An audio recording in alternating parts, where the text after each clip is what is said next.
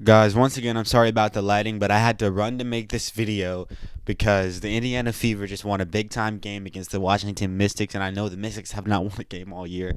So it's not, the best game to win in terms of competition level, but they won the game by 2 points, and they did things better than they have all year in some departments. So I'm just so happy to talk about this. I wrote some notes down as I watched the game. I'm so excited. Hope you guys enjoy it. First of all, in that first and second quarter, Caitlin Clark played amazing defense, and she got a lot of steals, and I love to see that from Caitlin. Now, from a team perspective, in the first two quarters, mainly that first quarter and the second half, or the first half of that second quarter, they played really good defense all around as a team. And I think the key to their defense is not their schemes and not their will to play, but more so their energy. The team is very lazy, and I talked about this before. I'll say it again. This team needs to do laps. They did not have the energy, so they were not able to execute on defense. I think this might be one of their issues on offense, is they did not have the energy, so they were not able to execute on offense. I'm going to show a video on the screen. I don't remember the man's name, but he made a really good video, and somebody in my comment section sent it to me the other day. I ended up watching it today, and he talked about a whole lot of things that the Indiana Fever were doing wrong.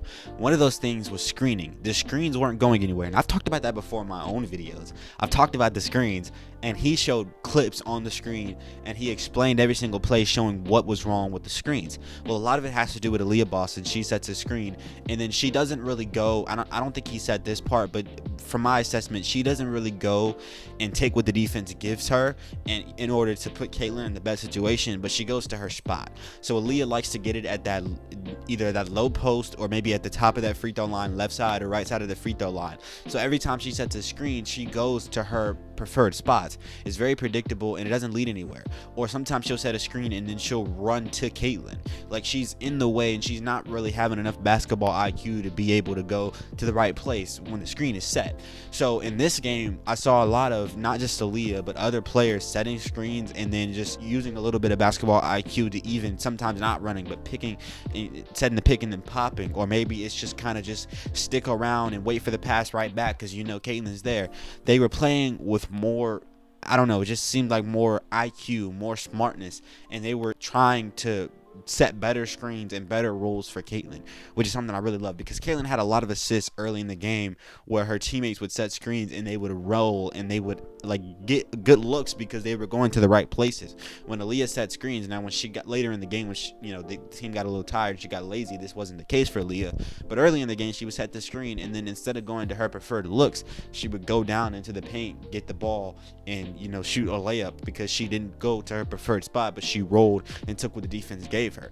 That's one of the things she needs to work on, in my opinion. Aliyah needs to work on taking what the defense gives her instead of trying to force her own looks and force her own shots, because if she can take a step back and maybe not play the way she wants to, but kind of favor Clark a little bit more, Clark is going to find her, and she's going to have a whole new ball game of easiness with points. And that's just something I want to say, because they set better screens, and I noticed that early in the game. Now, early in that game also, I'm saying early in the game because they played a lot better in that first half than they did in that second half. The spacing was great, and I want to talk about Wallace.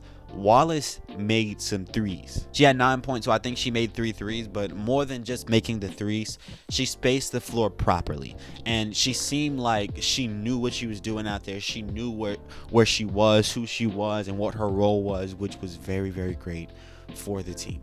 I cannot lie, having Christy Wallace out there to just space the floor and open up the floor, and maybe she can hit a couple 2-3 threes a game, it's going to make this team totally different, because if you have another shooter on the floor, the defense has to worry about that, and if she runs around and spaces properly, things go well. The team really spaced properly. Nalissa Smith, I know she didn't make all her three-point shots, but she spaced well, and if you watch the game, Caitlin hit her a lot. She hit a few threes, and then she missed some.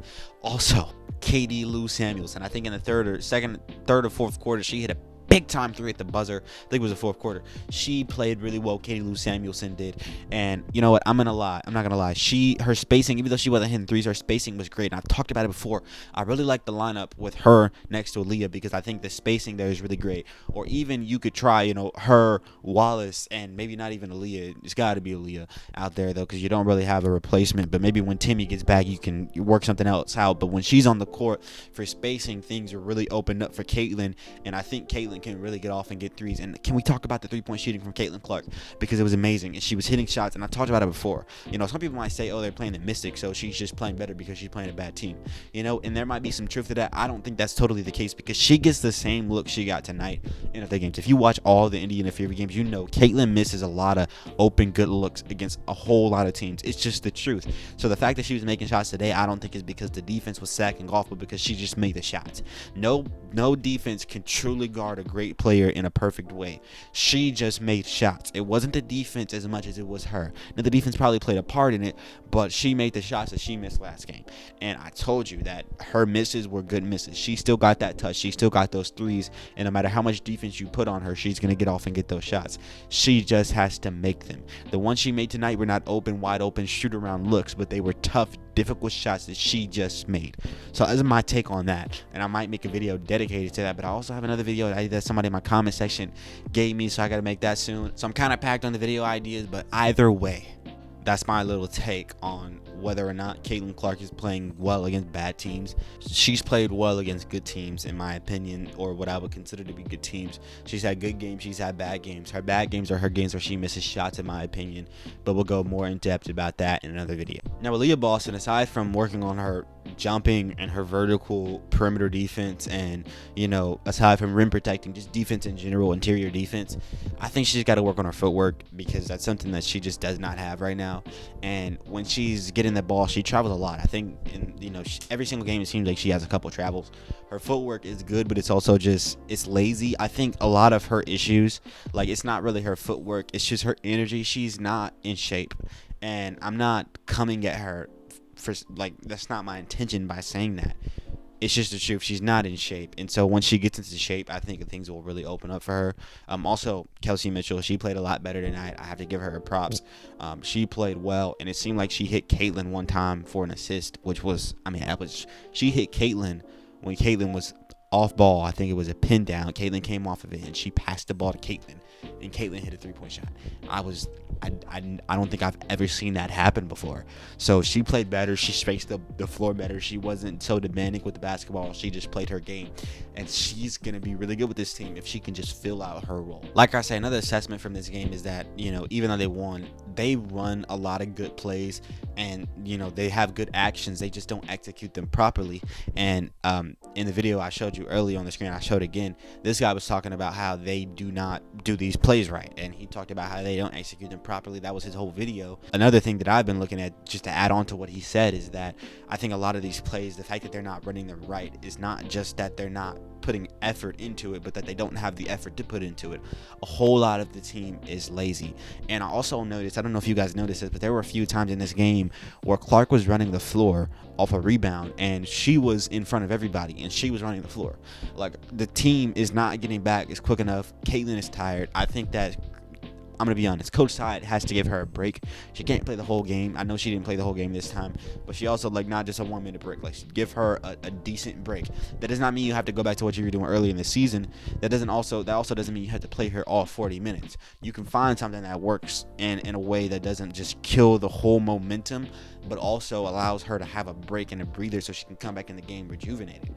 So the team is lazy right now. They need just more energy, because I don't think they're necessarily a bad team. They're just not playing as hard as the other team because they don't have the energy. Aliyah Boston being your anchor and your big man down low, and your second best player, arguably, probably your third, because Kelsey Mitchell's pretty good in my opinion. She's your rookie of the year last year. Since that is the case, you need her to be able to run and get active and be agile. And if she's not, then that's a real issue. So personally, I'm looking for this team just to really get out and get running over the off season.